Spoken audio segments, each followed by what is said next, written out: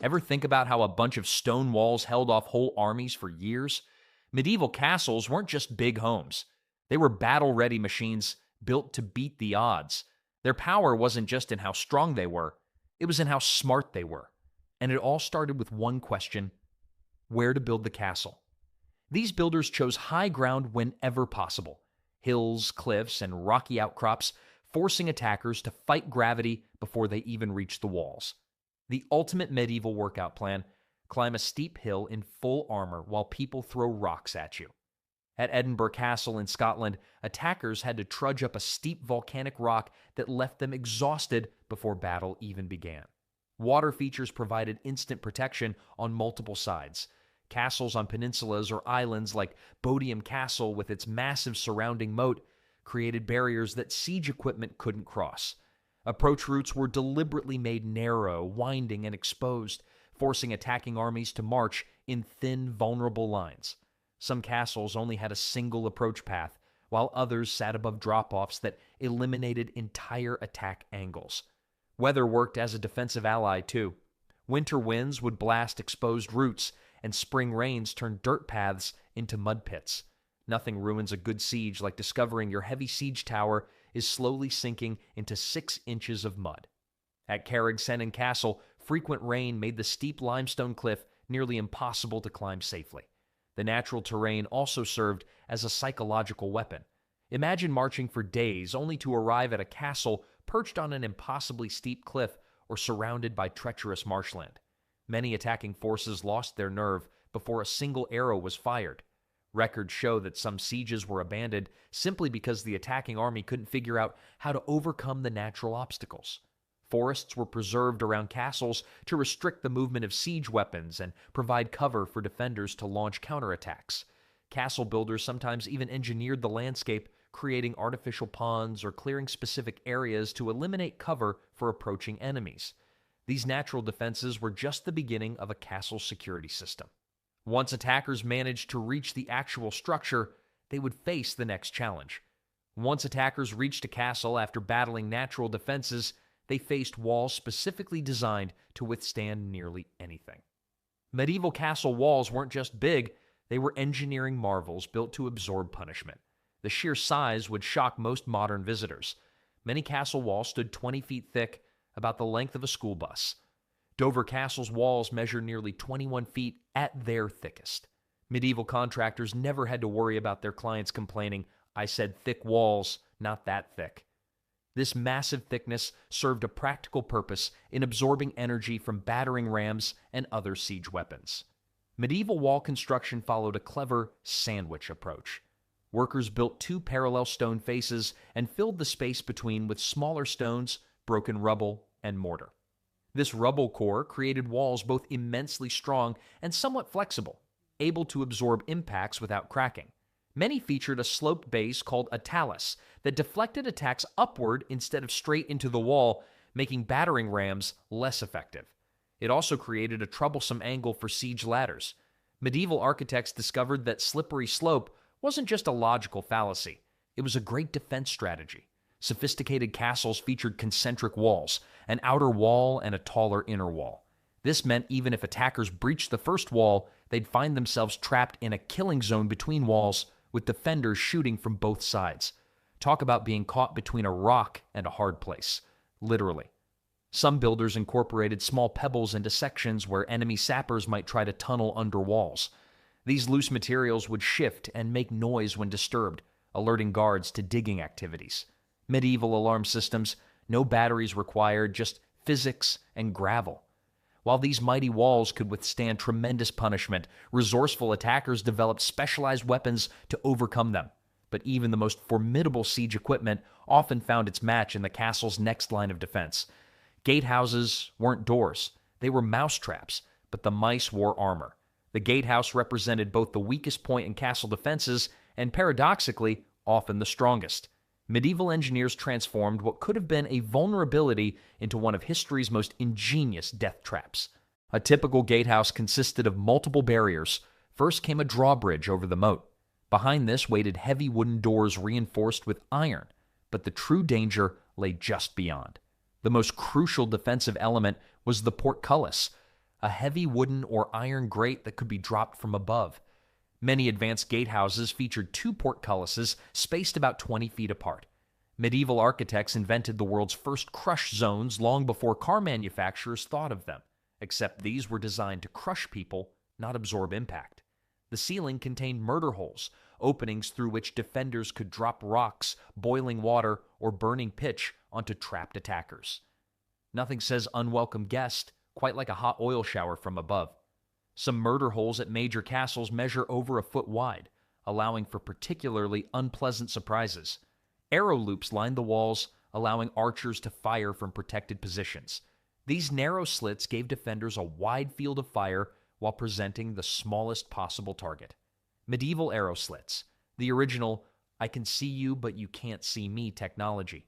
The entire gatehouse is usually projected outward from the main walls, creating a three-sided kill box. This arrangement allowed defenders to rain down destruction from above and both sides simultaneously. The gatehouse at Beaumaris Castle extends nearly 40 feet beyond the main walls, creating a gauntlet few attackers survived. Some castle designers added devious psychological elements like sharp turns that disoriented attackers and prevented battering rams from building momentum. Medieval equivalent of "you can't get there from here" was literally built into the architecture. The most cunning trick was the false gate, a convincing-looking entrance designed to draw attackers into an even more heavily defended area. Medieval catfishing, when that attractive entrance turns out to be a deadly trap. While the gatehouse represented a formidable ground-level defense, a castle's full defensive potential couldn't be realized without utilizing its most obvious advantage. Height offered a crucial advantage in warfare, and medieval castle builders used this principle to devastating effect. The tops of castle walls and towers were sophisticated weapons platforms designed to rain death upon attackers. The castle wall's most recognizable feature, crenellations, weren't just decorative. The raised sections or emerlins protected defenders, while gaps or embrasures allowed them to shoot arrows or throw projectiles. Medieval architects understood social distancing centuries early: stay behind the stone and shoot through the gaps. Behind these ran the wall walk, a pathway where defenders could move quickly around the perimeter. These were wide enough for two armored men to pass without anyone awkwardly falling off. Shooting from above gave defenders a significant edge. Longbowmen could rain arrows from 200 yards away, while crossbowmen handled closer targets with armor-piercing bolts. Some towers featured arrow slits arranged to create overlapping fields of fire. Heavier weapons included springalds, large crossbow-like devices hurling darts powerful enough to skewer multiple attackers. Nothing brings enemies together quite like being pinned by the same giant dart. Simple physics made for the most terrifying weapons. Heavy rocks dropped from heights of 30 to 60 feet, crushed shields, helmets, and the people underneath. A 20-pound rock dropped from 40 feet hits with the force of a horse kick. Defenders heated sand or water. Contrary to popular belief, oil was too expensive for regular use to pour through machicolations, stone projections with floor gaps. Hot sand would get under armor, causing excruciating burns, while boiling water could scald attackers to death. While these elevated defenses made direct assaults nearly suicidal, determined attackers often tried to bypass walls entirely. This led castle designers to develop yet another critical defense. Approaching a medieval castle wasn't as simple as walking up to the front door. Between attackers and those stone walls typically lay a massive ditch, the moat, creating a serious problem for invading armies. Just when you thought attacking a castle couldn't get worse, now you need swimming lessons. Most moats measured between 10 to 30 feet wide and 5 to 10 feet deep. While water-filled moats were common, they weren't just about drowning enemies. They prevented tunneling underneath walls, a technique called sapping, as the water table would flood any attempted tunnels. They also forced attackers to build bridges or use boats, both dangerous options when arrows are raining down. Dry moats worked effectively too. These deep trenches could contain sharpened stakes, metal spikes called caltrops, or, in warmer regions, even dangerous animals. Nothing says "go away" quite like a ditch full of snakes. Some castle builders took psychological warfare to new levels by filling moats with sewage and rotting garbage. The smell alone might make attackers reconsider their plans. Crossing these barriers required portable bridges or massive filling operations where soldiers would dump dirt and timber into sections of the moat, all while being targeted from above. Drawbridges added another clever defense layer. Operated by counterweight systems or chains hidden inside the gatehouse, they could be raised quickly to create an impassable gap. Some advanced castles featured multiple drawbridges in sequence, creating several obstacles to overcome. Interestingly, archaeologists examining Bodiam Castle found its impressive-looking moat was actually quite shallow in many places, suggesting it was designed partly for show. Medieval lords understood that sometimes looking tough was half the battle. While moats excelled at slowing ground attacks and complemented the wall defenses we discussed earlier, any invaders who managed to cross these watery death traps would next face an even greater challenge. Medieval castle towers weren't just impressive stone structures, they were sophisticated battle stations that controlled the entire defensive system. Rising up to 100 feet tall, towers gave defenders the ultimate advantage of height and visibility. First and foremost, towers served as early warning systems. Lookouts stationed at the top could spot approaching armies days before arrival, using smoke signals, fire beacons, or flag systems to alert the castle. The Tour de Constance in France featured a special chamber for signal fires visible 20 miles away. Those medieval lookouts were like human traffic cameras, except instead of speeding tickets, they handed out arrows. Tower design evolved significantly over time. Early square towers had a serious flaw: blind spots at corners where attackers could work unseen. By the 12th century, round or D-shaped towers became standard, eliminating blind spots and making it nearly impossible for battering rams to find flat surfaces to strike. These curved walls also deflected projectiles better than flat surfaces. Strategic placement was crucial. Towers were typically spaced 100 to 200 feet apart, the effective range of a longbow, ensuring overlapping fields of fire where attackers would face arrows from multiple directions simultaneously. Try dodging arrows from multiple directions while climbing a ladder. It's the medieval version of a very unfair video game. Inside, castle designers created specialized fighting platforms with arrow loops, narrow slits that allowed defenders to shoot while remaining protected. These openings were cleverly splayed inward, giving archers wide visibility while presenting tiny targets to enemies outside.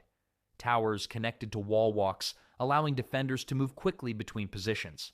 Many featured spiral staircases curving clockwise, a small but brilliant detail that gave defenders coming down the advantage while hindering right-handed attackers climbing up. With these towering advantages secured, castle defenders still needed one more crucial element to withstand long sieges. Once the gates slammed shut and the drawbridge raised, a medieval castle transformed from a fortress into a self-contained community. The real challenge wasn't just keeping enemies out, it was keeping everyone inside alive. The original lockdown had nothing to do with pandemics and everything to do with not getting murdered. Food storage formed the backbone of siege survival. Castle designers built massive underground storerooms called undercrofts specifically to hold enough provisions for months of isolation.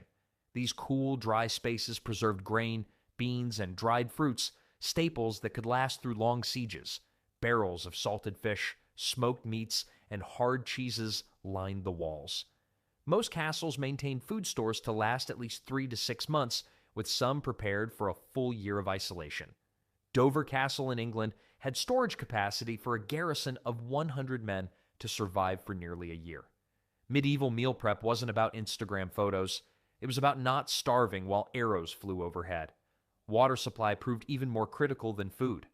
No matter how thick your walls, thirst would defeat you within days without access to clean water. Castle builders solved this problem by digging deep wells directly into the bedrock beneath the central courtyard, or keep. Some of these wells reached astounding depths.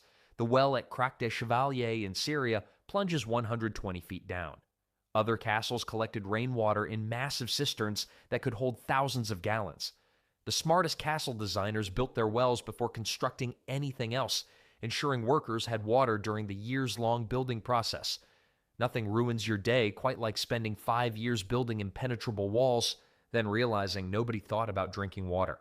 Daily life during a siege took place in cramped, uncomfortable conditions. The castle population swelled beyond its normal size as peasants from surrounding lands sought protection behind its walls. Space became precious. Great halls that normally hosted feasts transformed into communal sleeping areas. Privacy vanished. Noble families who typically enjoyed private chambers might share space with dozens of others.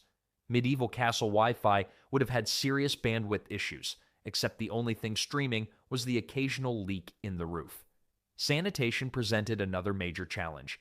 Castle designers built latrines that emptied through chutes in the outer walls, a simple but effective system during normal times.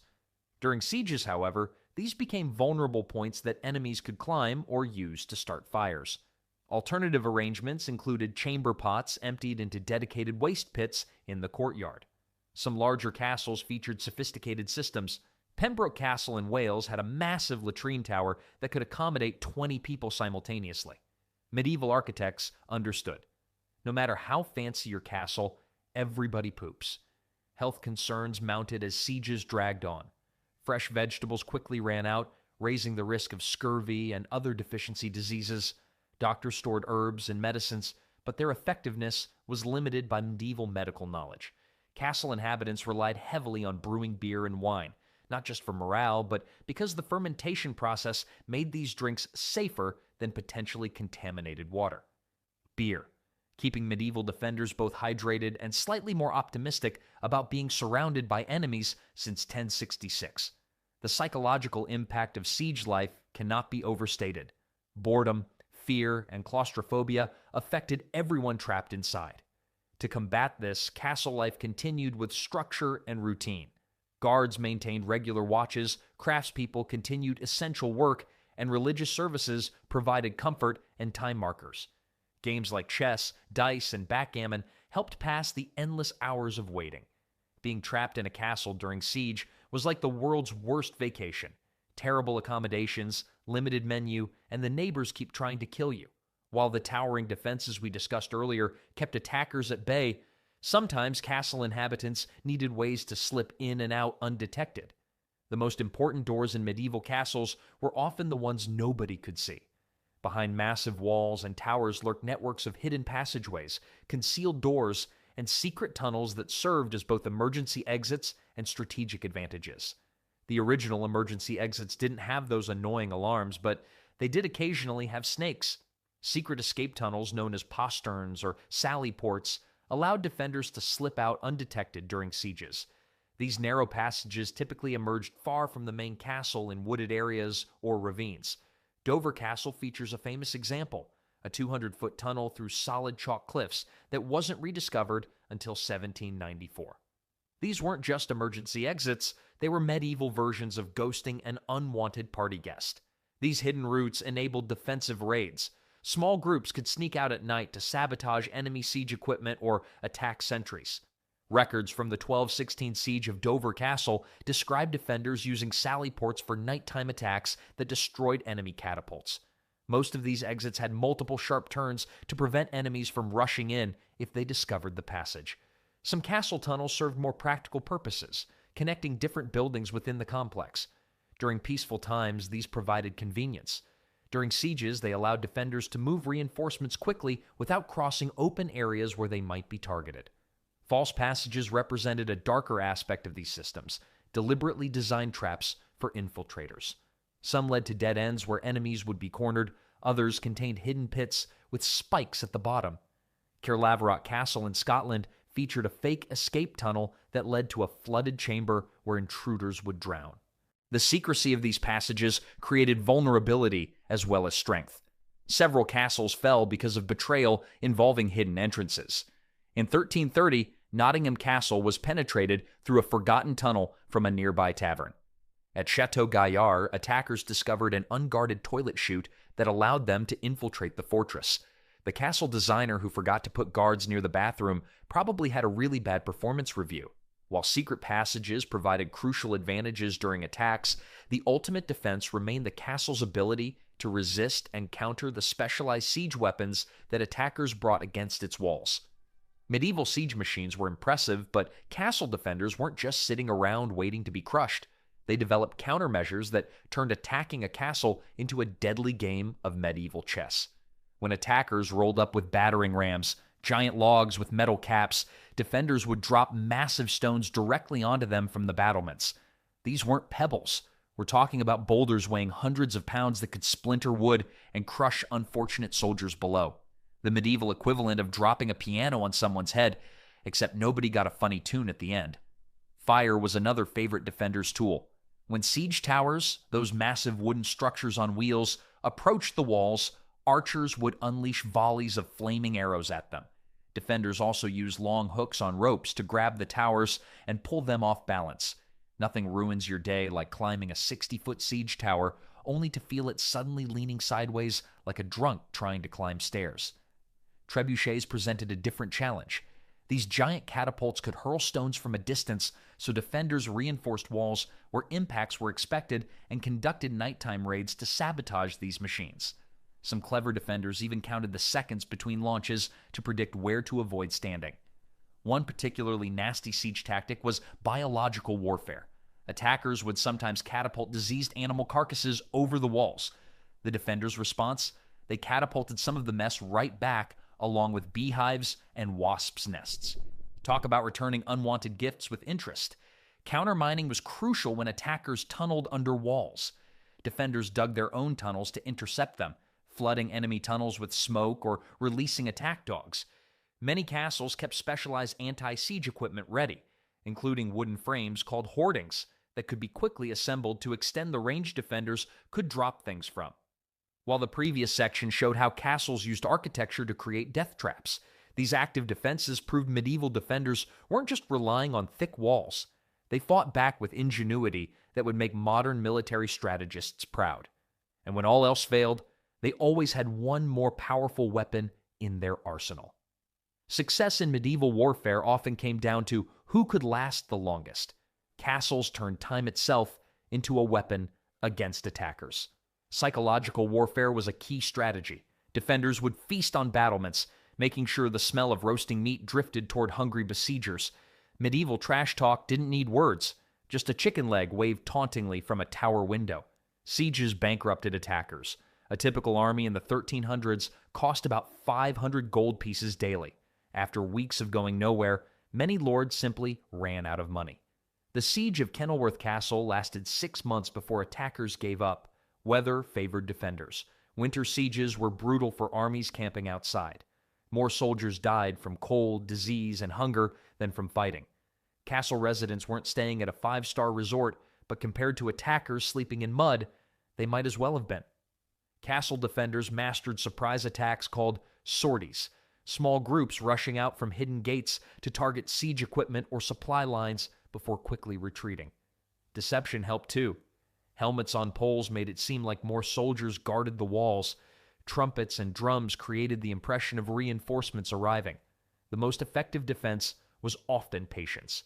About 60% of castle sieges ended with attackers simply giving up. While the previous section showed how castles actively fought against siege machines, this combination of patience and psychological warfare completed their defensive strategy, turning stone structures into active participants in medieval power struggles.